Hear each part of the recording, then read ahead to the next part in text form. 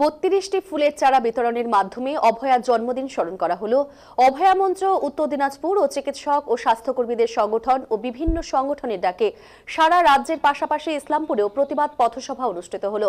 Bus terminus চত্বরে নাচ, গান, কবিতা, বক্তব্যের মাধ্যম দিয়ে প্রতিবাদ সভা পালিত হয়েছে।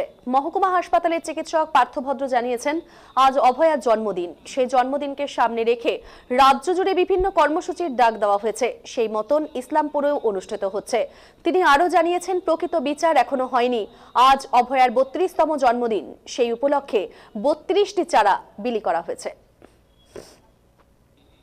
আমাদের ডাকে বলে ভুল হবে, হয়তো নিজের বিবেকের তাড়নায় এবং যন্ত্রণায় তারা আমাদের এখানে উপস্থিত হয়েছেন, এবং যারা আসতে পারেননি তারা ঘর থেকে দেখছেন, শুনছেন, এবং আশা করি এই 6 মাস অতিক্রান্ত পশ্চিমবঙ্গ পথে নামতাম।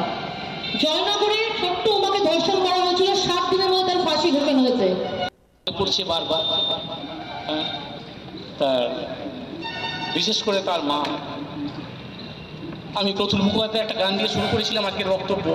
শেষকাল 9 ফেব্রুয়ারি আমাদের অভয়া বা তিলোত্তমা যার নাম দিয়েছি আমরা, ও যদি আজকে বেঁচে থাকতো তাহলে অভয়ার 32তম জন্মদিন আছে।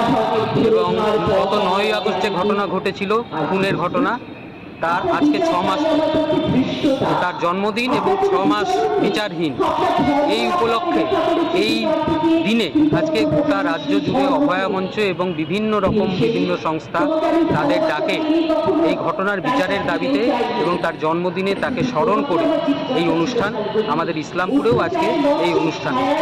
আজকে আমরা এখানে যেটা করছি যে আমরা আমাদের কথার মাধ্যমে তাকে স্মরণ করব, গান, কবিতা, নৃত্যে তাকে স্মরণ করব এবং তাকে স্মরণ করব তার যে প্রকৃত বিচার, সেই বিচার এখনো হয়নি। আপনি জানেন যে অভয়ার বাবা মা তারা এই বিচারে সন্তুষ্ট নয়। তারা হায়ার কোর্টে তারা অ্যাপিল করেছে যে নতুন করে যাতে বিচার শুরু করা যায় এবং প্রকৃত অপরাধী যারা রয়েছে তাদের প্রত্যেকের যাতে শাস্তি হয়।